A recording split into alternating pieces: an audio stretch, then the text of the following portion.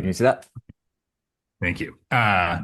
Cool. So, hey, everyone. My name's Andy Bromberg. I'm one of the co-founders of Lightwork. Super excited to be here and tell you about how to optimize your office and your home for peak performance and longevity. And big thanks to Superpower for having us and letting us test your office. And it was fun. Dom did the test, and Superpower claims to have the world's healthiest HQ. I believe is the words that you've used, and we'll find out if that's true or not. It was pretty good. So we'll get into it. But yeah, I just want to give some context for kind of what we're doing and why we think it matters. The reality is that since the 1970s, the environments that we live in have changed dramatically. And this is within, one human lifespan. It's been way faster than environments have ever really changed before, and indoor environments that we've lived in. And so just a few ways that that's happened. We've gotten this rise of non-native EMFs. So no one had cell phones in the 1970s. All of a sudden, everyone has cell phones and Wi-Fi and Bluetooth and all these different things. LED lighting, which is a brand new phenomenon that we'll talk about in this presentation. Airtight homes. So with energy efficient windows and the airtightness of homes, we've seen dramatic changes in terms of how homes are actually built and what the air quality is like inside those homes. New source of water contamination, PFAS, and all sorts of stuff. So there's all these different changes in homes, and a lot of these things can have pretty significant health impacts. And the interesting thing here is that for hundreds, thousands of years, the human living environment changed, no doubt about it, over the course of human history, but not nearly at the pace that it's changed in the last 50 or so years. In the last 50 or so years, all these things have happened. They're dramatic changes. And so we're still kind of figuring out what's going on. And we started to realize, we as a society, that some of these things can have pretty significant health impacts. So we started Lightwork, and my wife and I, Alexa and I, started this company a few years ago. And we started when we had issues in our home. So we were living in a home.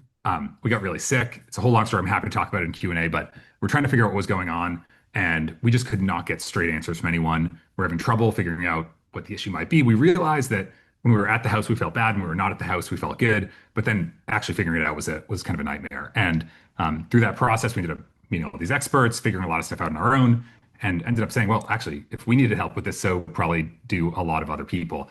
And so we started this company. We talk about ourselves the world's most data-driven home health assessment. It's just a photo of Dom and Jay, I think, in someone's house. We've built a custom app that lets us scan people's homes and do all sorts of interesting data entry and analysis. We put together big reports for people, and that's ultimately kind of what we offer as a service. And we test a whole bunch of things. Dom, if you want to go to the next slide, there's a lot of stuff that we test, and you can just hammer through this. Everything from EMFs to lighting to cleaning supplies to air quality to water quality to molds to household goods to VOCs, shower vapors. There's a ton of different things. And again, we can talk about all of this in Q&A too, if you're interested in any of it in particular. But we really focus on kind of just a few big categories: air quality, water quality, light sources, mold, and EMFs.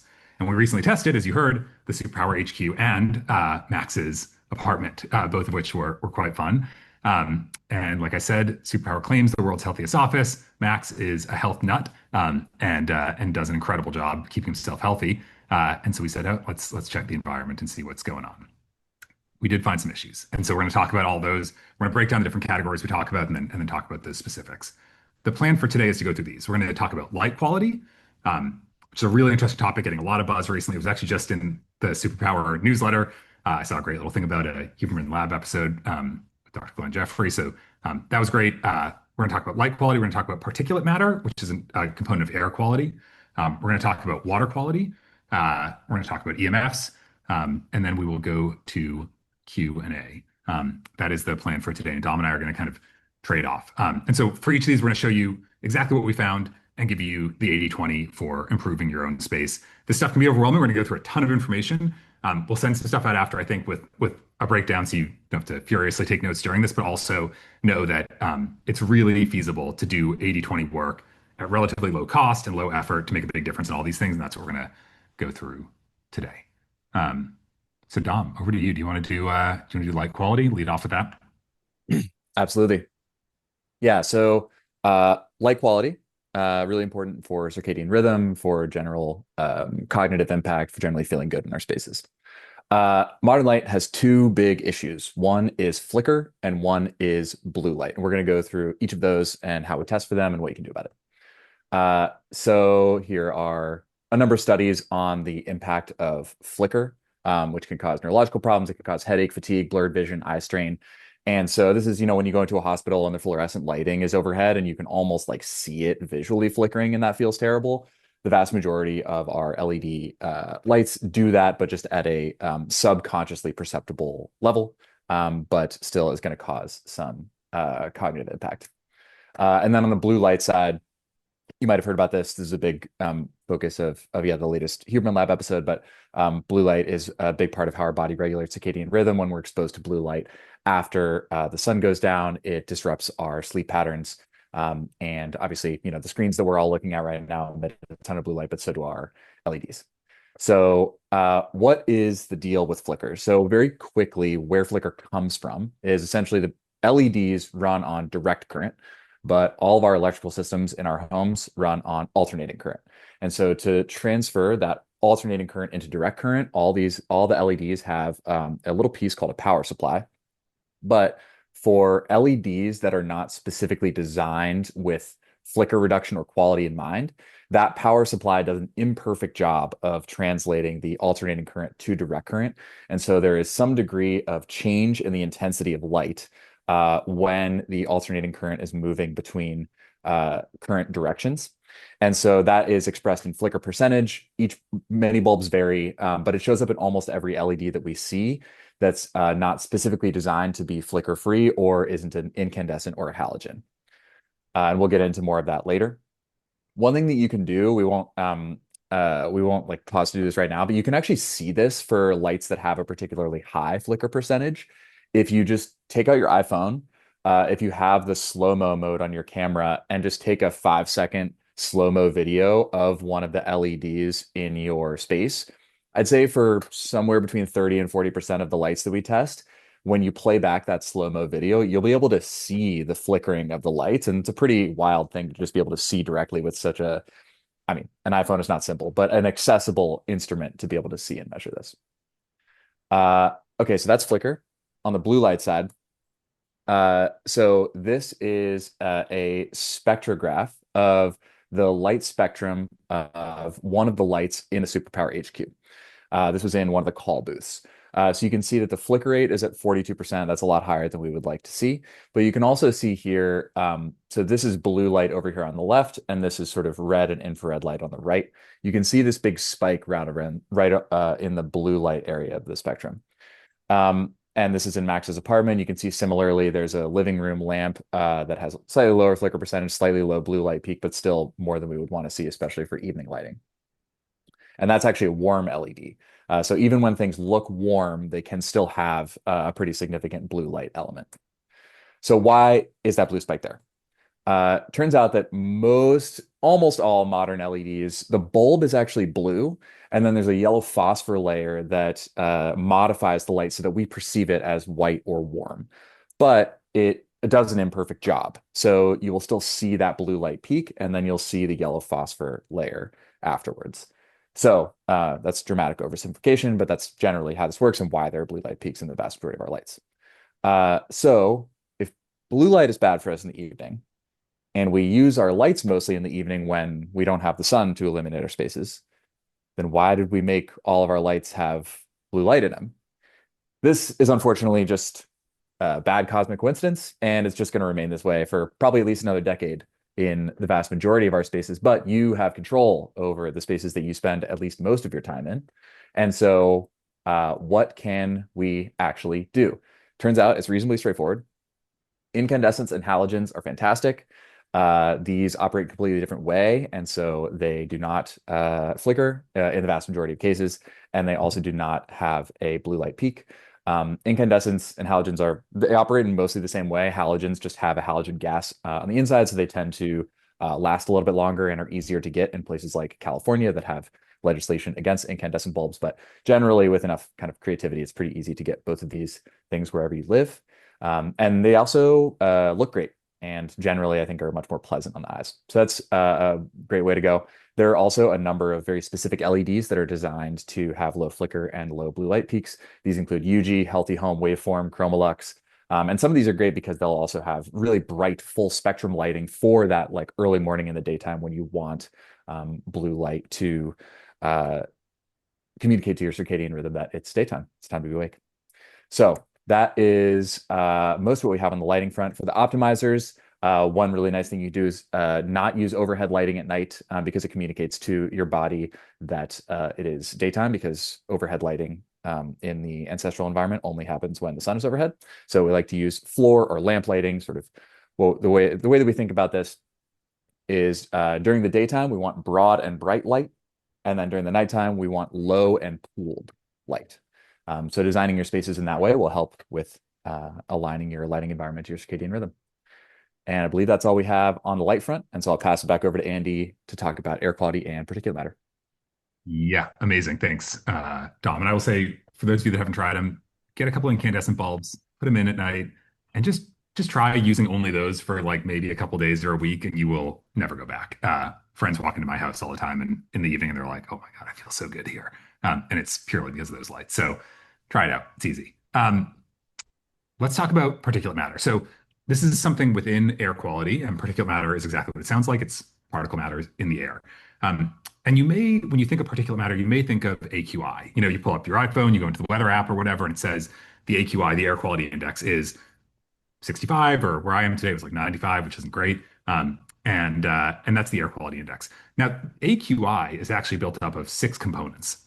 There's PM 2.5, PM 10, O3, CO, SO2, and NO2. These are different components of stuff in the air. And the way the air quality index works is it kind of sets each of those at a different level and says, you know, how much NO2 is there in the air, how much PM10 is there in the air.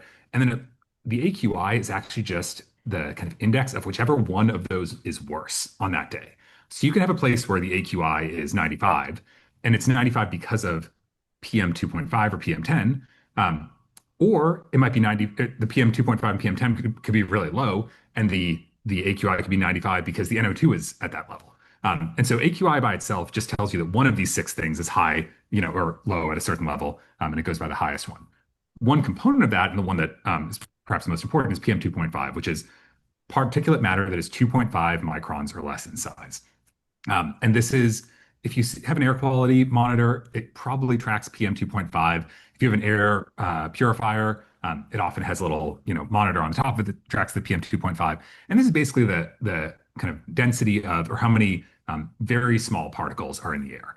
And if you want to go a step further in measuring that, and this is what we do, one of the things we do when we're on site at someone's office or home, is we look at the particulate count using what's called a laser particulate counter. It's a very cool device at a bunch of different sizes. So really, really tiny particles, like particles that are less than 0.3 microns, particles that are less than 0.5 microns, less than 1 micron, less than 2 or 2.5 microns, all the way up to, you know, 10 microns. And so that, by looking at this, you're able to get a sense for the different types of particulates that are in the air. By the way, these devices are really cool. They're not really consumer grade, unfortunately, but they suck in air and they shoot lasers through the air inside the device. And by doing so and looking at the refraction, are able to tell you how many particles of different sizes are in the air. So Dom, if you want to go to the next slide, these different size particles are kind of indicate different things. So the really small particles, the tiny ones, are probably viruses or really ultrafine pollutants like emissions from vehicles. The really big ones are probably pollen or kind of bigger dust particles. In the middle, you might have mold or plant spores. And, you know, kind of based on the size of these particles, you can get a sense for what you are actually finding in the air. And so we tested the Superpower HQ, and it was actually amazing. So what you're looking at here is across the top, you've got particles of different sizes, 0.3 microns, 0.5 microns, 1 micron, 2.5 microns, 5 microns. And then what we did is we went outside on that day and we measured the air outside. And then we took a bunch of samples inside and we compared what is the air, how many particles are in the air, you know, inside versus outside. And what you can see is this table is all green, which means it was lower inside than it was outside. And what that indicates is really great filtration, right? That means that, okay, if, you know, no matter what's going on outside, it's going to be lower inside. And that means your filtration is doing a good job. Could be doing even better, but this was incredible. And it's not often that we find a place where all the different rooms and areas are all better than outside. Often people have a great air filter somewhere and it's making a big difference. But then when you go into a different room, it's not. But the Superpower HQ, I think on this front is up there on world's healthiest office that we've seen so far. So that's pretty cool. On the other hand, Mac's department had some issues. Just to highlight kind of a couple of these, you can see this is red, obviously.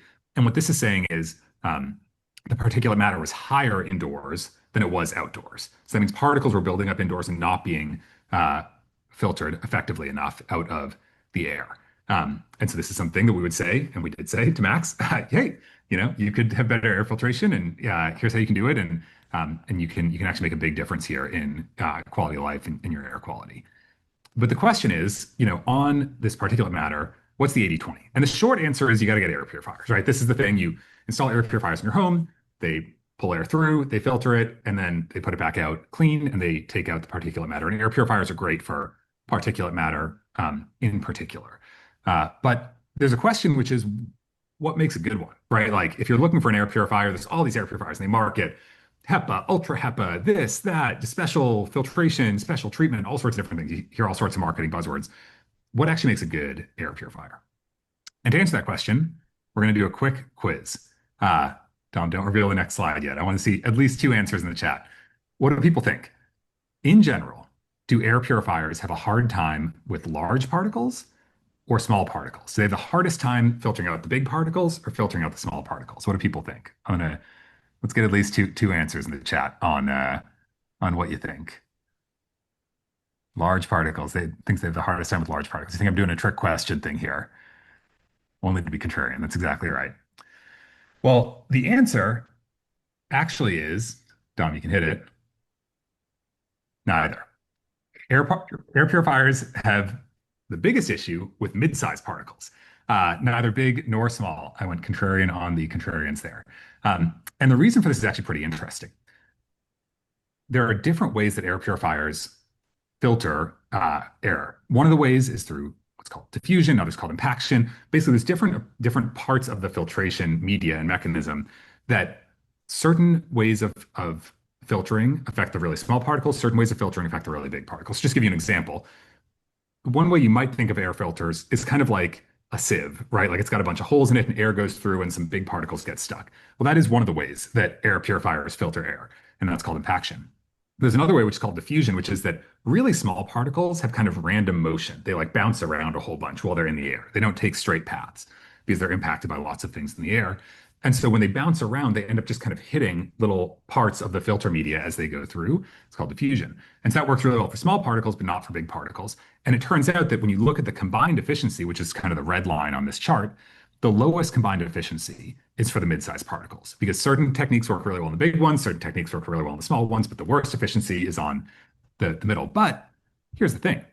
Every HEPA filter, which is almost every well-accepted air purifier in the market, almost every HEPA filter must remove at least 99.97% of what's called the most penetrating particle size, which is that middle part that come through. So it has to remove 99.97% of the particle size that it's worst at of the air that's coming through. And so what then really matters for the outcome, you can advance the slide here, Dom, how much air comes through. Because if the air purifier is only pushing a little bit of air through, it doesn't matter that it's filtering out 99.97% of the particles that it's worst at filtering. It's only doing that on a tiny amount of air. So as long as you've got a HEPA filter, which again is pretty much all the major brands and ones that people know about, if you're looking for particulate matter filtration, what really matters is how much air is it pushing through? How much air are you pushing through this thing such that that air is having 99.97% of its worst size removed, or its hardest to remove size removed, and just keep pumping that through. And so that's the thing that matters the most. We built all sorts of interesting models for how to model this out for different air purifiers. But that is ultimately the thing that matters. Look, if you're looking for particulate matter filtration, look for a HEPA filter, and then look for the throughput, commonly noted in CFM, cubic feet per minute, or CADR, clean air delivery rate, which are slightly different metrics, but you can compare either of them. A couple that we really like, we love Jasper. It's high end, it's a little pricier, but it's beautiful, it's quiet, it's durable, it's high throughput, it's got a lifetime warranty, so that's really great, but it is pricier. Best bang for your buck in terms of throughput per dollar spent is the Koei 1512. You need more of them, and you can always compensate with just more cheap ones versus fewer big ones. But these are two that we think are really good for. The Jasper is great because of the lifetime warranty, which is really nice. But the Koei is really great for bang for your buck. So those are two air purifiers we really like and recommend. If you want to optimize even further, this goes beyond particulate matter filtration, but Filtering VOCs, volatile organic compounds, is done totally differently. You don't do this via the same diffusion and impaction mechanisms that particulate matter filtration happens through. So if VOCs are a concern, or if you're sensitive, then you want to get a VOC specific air purifier. We really like this one called the IQ Air GC VOC, the Austin Air HealthMate Plus. The main thing that you're looking for in VOC air filters is the amount of carbon that is in them. So these ones have most air purifiers have a very thin, small amount of carbon, which is how you mostly filter the VOCs, catalytic or activated carbon. Uh, these ones have a big block of carbon in them, and that then allows it to absorb much more volatile organic compounds. We actually have a page on our site. It's purifiers.lightworkhome.com where you can enter the size of your house and kind of the degree to which VOCs are concerned versus particulate matter, and it will tell you exactly what air purifiers to get to match the specs of your house. But that's what we found. Superpower Office, great. Max's Home, not quite as good, but getting better now. And that's how we think about particulate matter. So Dom, over to you for water quality. Awesome. Cool. So let's talk about water quality. Okay, so our tap water is not that great. There's lots of things out there that you may have seen. I live in Oakland, and this is what is in my water, a number of contaminants. And so pretty much no matter where you live, you want to take some action to filter the water that comes into your home. So here are recommendations for how to address your drinking water. We'll talk about other water separately. So one option, which is a good option, is spring water delivery. Spring water tastes great, has all sorts of natural minerals, does not have the exposure to a lot of the industrial processes and contaminants that we see in water coming from the city. Downsides, you can use a lot of glass. It's more expensive. One thing that I like to do is use www.findaspring.com, and I'll keep like a 5 gallon jug in my car. And whenever I'm on a road trip, I'll see if there's a spring kind of like on my drive. A shocking amount of the time there actually is. And it's just a cool experience to actually drive up to a spring and just see water coming out of the ground and fill it up yourself. But what I do for the water that's in my home is to use a reverse osmosis undersink filter, ideally with remineralization. We really like this APEC water model. One interesting thing about reverse osmosis filters, sort of similar to air purifiers, the actual filtration technology is actually reasonably commoditized and not overly expensive. I think this RO filter is like $300. You can spend pretty much as much money as you want on various more expensive and higher end reverse osmosis filters, and some of them will have beneficial attributes, but the baseline, like most effective filtration, is actually not that expensive. And this one actually comes with remineralization, which means putting back in calcium and magnesium and some other beneficial parts of water, parts of spring water and water that comes from more natural sources that get removed through the reverse osmosis process. So that's how we would recommend addressing drinking water. We tested. There's been some stuff in the media about Mountain Valley. We've tested ourselves. Maybe there was a bad batch or something, but broadly, Mountain Valley is good, and Andy, I believe, is drinking it right at this moment. Uh, so this is the lab test that we use to test water. Generally, it gives us an insight into a number of different contaminants. So that's drinking water. But turns out you have other exposure pathways to the water that comes through your home. If you are the type of person that tends to occasionally bathe, then you want to make sure that you are taking care of the water that you shower in and that you bathe in. This is because while drinking water, we're more concerned about contaminants that you can ingest through drinking. You can also be exposed to contaminants dermally and through inhalation when hot shower water vaporizes and then you inhale it. And the contaminants that we're concerned about dermally and inhalation are actually different than the contaminants that we're concerned about for ingestion. So here is what is in Max's shower water.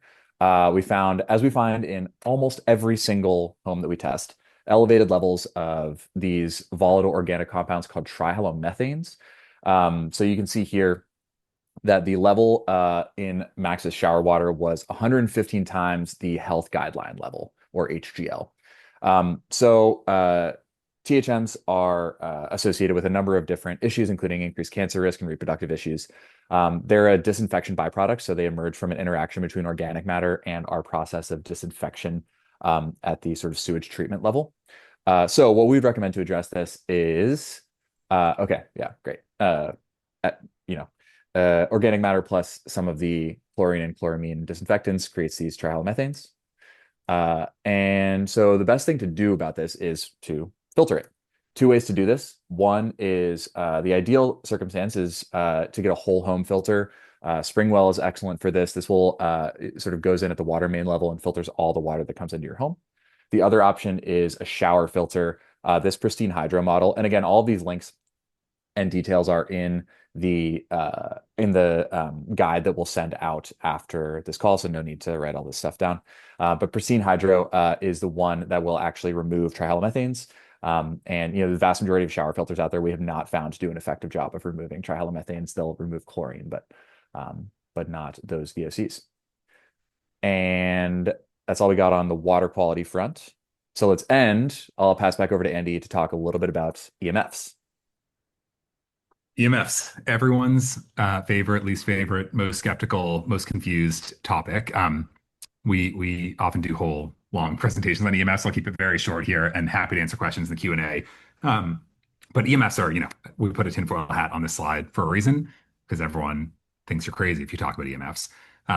But the place that we actually like to start with EMFs is answering the question that some people have never really asked themselves. We certainly hadn't before we dove into this whole thing. What are EMFs anyway? What are we even talking about? And so, Dom, if you want to advance the slide, when we say EMF, what EMF stands for is electromagnetic fields.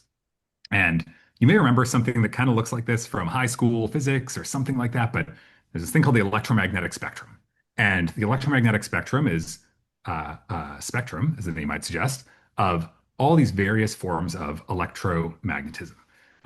And it ranges from, at the very right end of this slide, super high frequency, super high energy electromagnetic fields like medical X-rays, gamma rays, cosmic rays, stuff like that, all the way down to on the left side, the Earth has a natural magnetic field. It's got a static one, and then also these kind of what are called Schumann resonances, which are extremely low frequency magnetic fields. And then in between, you've got all sorts of different stuff, including the very power that powers our homes, radio, cell phones, Wi-Fi, Bluetooth, and then light, infrared light, UV light, visible light. This is all actually kind of the same thing under the hood. It's all light in one form or another. Some of it you can see, the typical rainbow wave, but once you get outside the range of being able to see it, that kind of visible light that you see is electromagnetic fields in action, but so too are all these other things. And so, obviously we look at this and we say, well, a lot of this stuff is pretty useful, right? Like X-rays are useful, AC power is pretty useful, my phone's pretty useful, visible light, obviously extremely useful. We're hearing infrared and ultraviolet, all these different things. So when people are saying, well, are EMFs bad? Should I be concerned about EMFs? What are they actually talking about? Dom, you can go to the next slide. What we're talking about here is kind of the typically most controversial bit that I want to focus on, which is radio frequency radiation. There's a couple other parts we'll talk about: extremely low frequency magnetic radiation, AC electrical fields. But really what we want to talk about is these ones. This is what people are wondering about. Is it bad? And you might ask, why are we even talking about EMFs? Doesn't the science say it's perfectly safe? There's no problem at all. I think that's true. It's actually not. It's in fact, we would argue that the strength of the evidence presents a pretty clear picture that this stuff is not perfectly safe. There's lots of studies we can talk about, things we can dig into, but the point to make here is this, and we'll talk about some of the specifics in a moment. The point to make here is this: we're not telling you, no one's telling you, throw away your cell phone. Well, some people might be telling you this. We're not telling you to throw away your cell phone, throw away your computer, stop using electrical power in your home, get rid of all of it. That's not what we're saying. What we are saying is there's actually a lot of evidence that this stuff at levels that is commonly used by and experienced by humans today is not great for us in a variety of ways. And so I'm happy to talk more about this in the Q&A and kind of the evidence that supports this rather than diving into the 11 papers that we just put up on the slide here. But the question you might be asking is, well, what did we find in Superpower HQ and Max's apartment? And you can go to the next slide. Drum roll, please. So first of all, this was great. No internal external sources of extremely low frequency magnetic fields. So ELF magnetic fields, extremely low frequency, is the type of EMF that's commonly associated with things like high voltage power lines and transformers. So when someone's concerned about, hey, I'm living near power line, should I be worried? What they're worried about is ELF magnetic fields. Most of the time, this is not an issue. And most power lines are not an issue, but it can be a problem. In fact, this is one of the parts of EMF that has the strongest scientific backing for health effects. There's a pretty well understood across many meta-analyses and systematic reviews association between elevated exposure to ELF magnetic fields and increased incidence of childhood leukemia.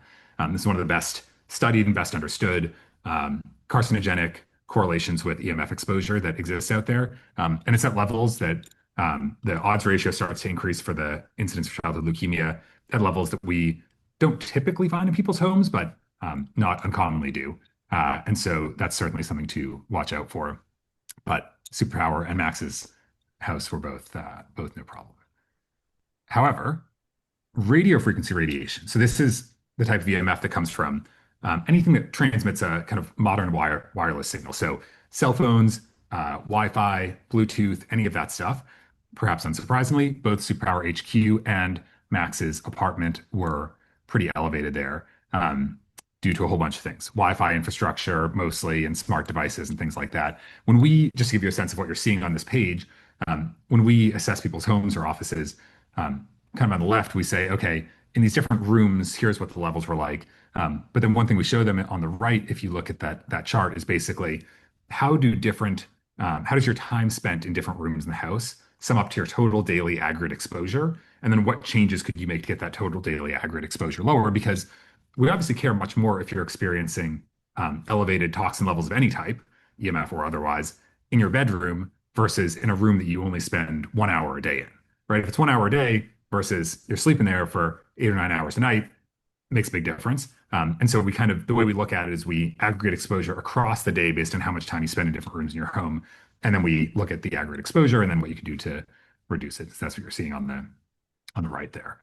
And then there were also in both Superpower HQ and Max's apartment, this is very common, elevated AC electrical fields. This is the third category of EMF that we look at.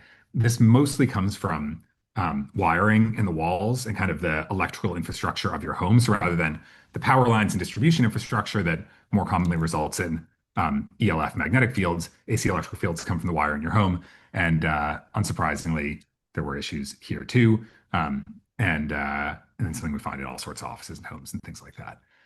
So this all sounds complicated and, oh my God, EMFs and different types and, what do we do? And sometimes addressing them, fixing them can be quite complex. There can be real challenges, electrical issues, you need to get electricians involved, or even the city or utilities, or, there can be some real gnarly problems. But the fundamentals are actually quite simple. There's basically two of them. Increase distance and reduce duration. These are the two things that actually matter. And, reducing duration is pretty obvious, right? If you half the amount of time you're exposed to something, you're going to get half as much of that toxin. This makes sense. This is pretty straightforward.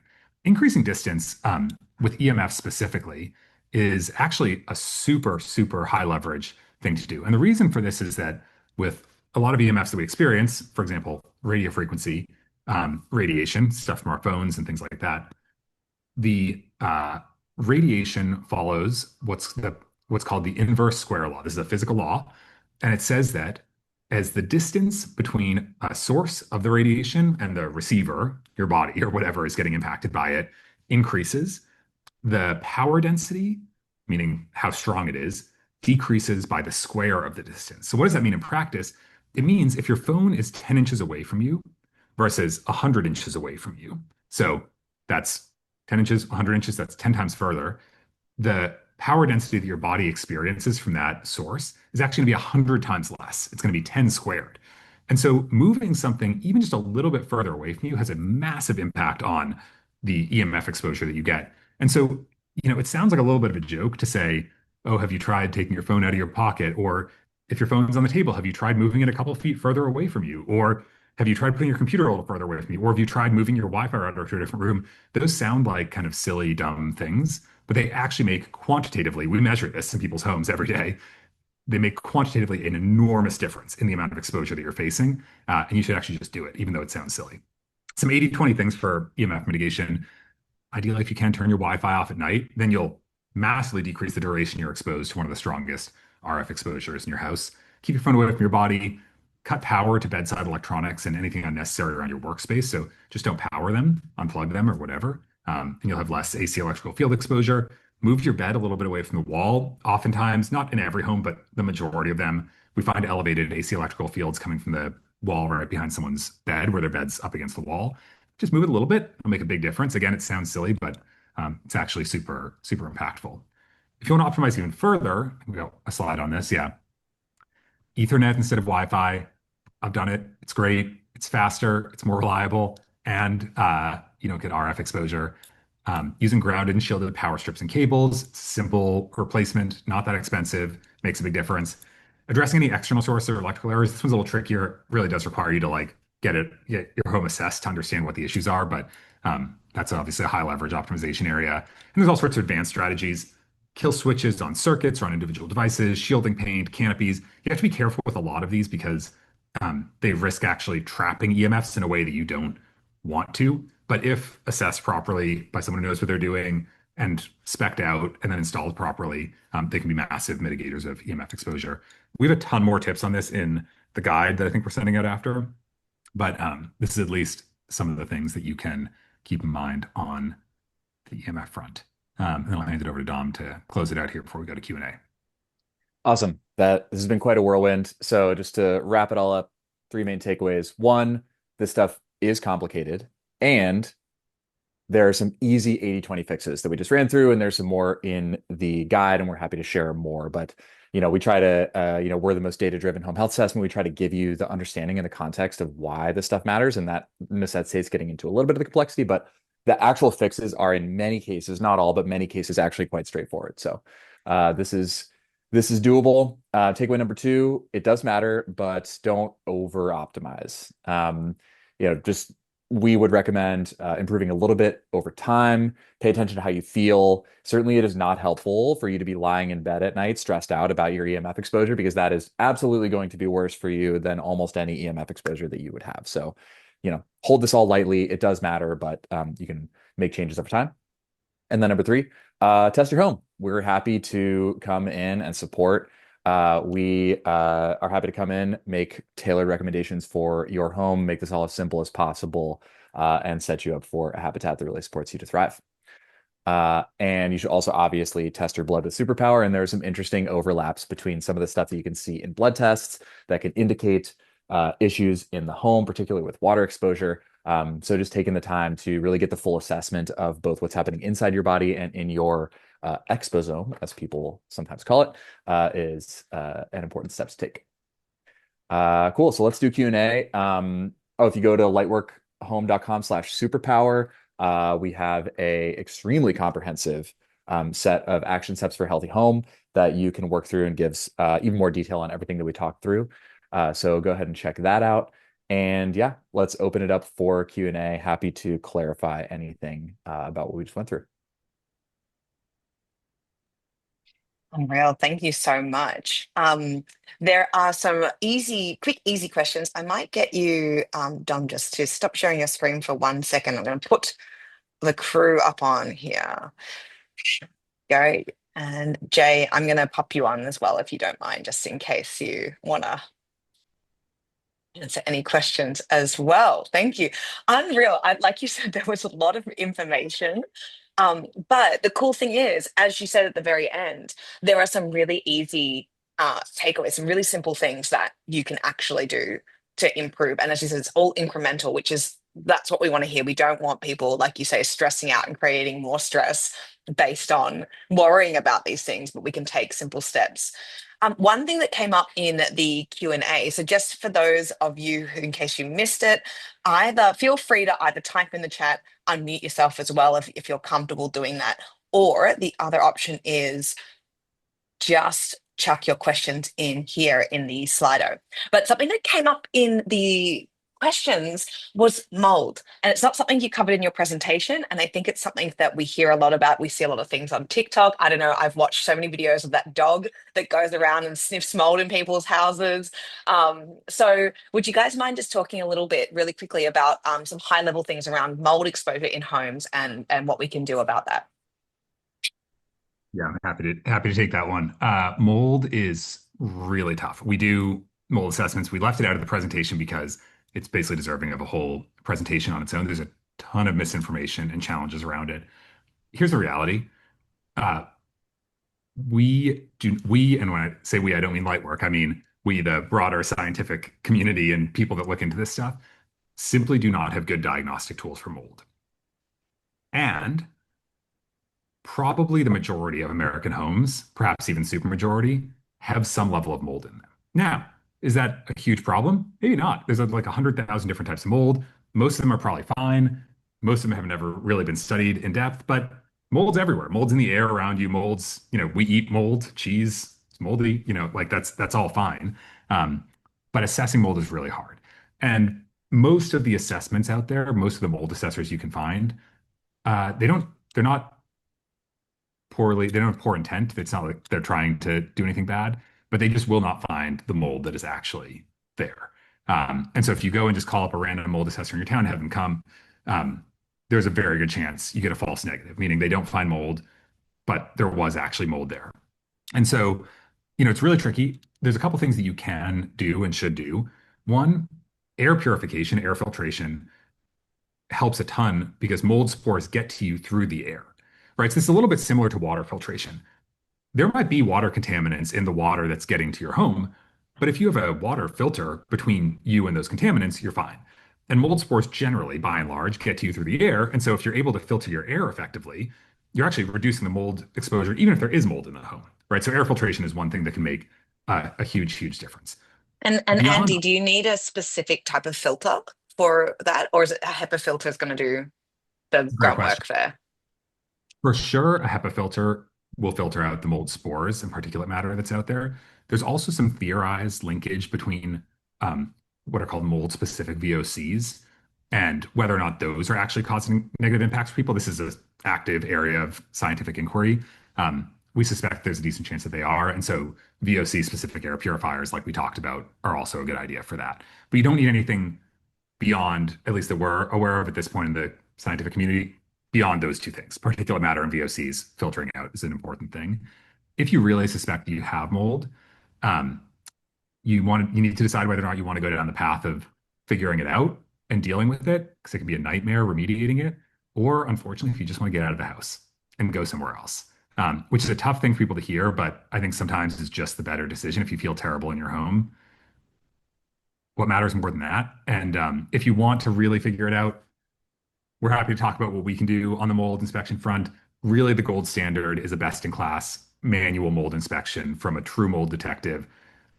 We've been in the space for a long time. We know like six of them in the country. It's very hard to find people that are truly great at it. But there's a whole bunch of trade-offs, and if anyone's interested, we're obviously happy to talk through how to think through the decision and what to do about it. But it's very tricky, and I hope that in the next 5 or 10 years we'll see better diagnostic tools. There's some really exciting stuff around next generation sequencing, DNA sequencing, and what are called e-noses or kind of discriminatory VOC detectors that are hopefully coming down the scientific pipeline that will, I think, revolutionize the field, but we don't yet have them. So it's coming. Maybe Real And I that's can just thing. throw one more thing quickly, and just to address the point that you brought up, Tasha, about the dogs. Mold dogs can be very effective when trained properly and working with a properly trained mold assessor. So we think that dogs can be a very helpful tool, but it's not true that like any mold dog or any person who is using a mold dog automatically is going to be at that sort of top level to be able to give a really definitive case of whether or not there's mold in the house. Yeah, like you said, kind of with your last point there, Andy, on there being kind of six experts in the country alone that you would trust gives you an indicator of the kind of level you need to get to. I've just got a couple of really practical rapid fire questions before we get to John's really good question in the chat. Just a couple of really practical things. So, what equipment do you guys use to test air quality when you do your home and office assessments? Yeah, so we Jay. use, oh, yeah, Jay, you want to do it? Yeah, sure, sure. Yeah, so in our air quality assessment, we're looking at kind of four main things. One is particulate matter, which Andy and Dom talked through, also combustion gas leaks, carbon monoxide, and also ventilation. And for each of those, we have different tools. So we use a laser particulate counter to measure particulate size. A laser particulate counter to measure particulates across six different size ranges, 0.3 microns up to 10 microns. And though that data gives us quite a granular detail of which particulate size is elevated, which can help inform us and help us understand what the sources are and tailor our remediation approach. Beyond that, we have different tools for combustion gas leak, carbon monoxide, and ventilation. Yeah. Unreal. Thank you, Jay. Um, Really quick question. Roughly, what does it cost if someone wants you guys to come to their home and do this? Can you give us a ballpark figure? Do you have a set price? What's the pricing? Yeah, so we have our pricing varies on the size of the home. We have a one bedroom assessment, which is in the $2,000 $3,000 range, and it increases for larger homes, from starting at around $5,000 for the larger homes. Yeah. Unreal, thank you. So really good question, which I was really interested in, something I'm quite conscious of. But when it comes to household products, because in the start of your presentation, you mentioned that you do test this stuff, so cleaning supplies, cookware. Do you have a list of top offenders that you think people should look out for? Andy, you want to take that one? Yeah, there's a whole bunch of things. I think yeah, like we could do a whole thing on that. I think the lowest hanging fruit on a lot of that is the cleaning supplies that you have in your home. Because if you think about it, the cleaning supplies, it sounds like kind of a niche thing, but the cleaning supplies are on everything. They're on your clothes, they're on your cups, they're on your silverware, you're touching the cleaning supplies to yourself nonstop. And also, we think there's some very compelling evidence for, at least for a large percentage of the population, about fragrances uh, being problematic for people. For cleaning supplies, we love the brand Branch Basics. It's amazing. It's super clean. You can use it for literally everything. Like if you think there's a cleaning use case that you can't do with Branch Basics, I'm sorry to inform you, you're wrong. Like they have this incredible booklet that tells you how to clean everything with it. It makes a huge difference. Beyond that, we look at the plastic stuff, we look at cookware. There's a ton of different things you can look at, but starting with cleaning supplies, I think is like a very smart place to begin. But it's a whole other topic. Unreal. And that's a really good one as well, because like you said, that you can do today. And there are lots of really good DIY cleaning products that you could create, which actually makes it cheaper, which is fantastic. Final question before we kind of close out. I love this question from John. He's curious about, from you guys, the Lightwork team.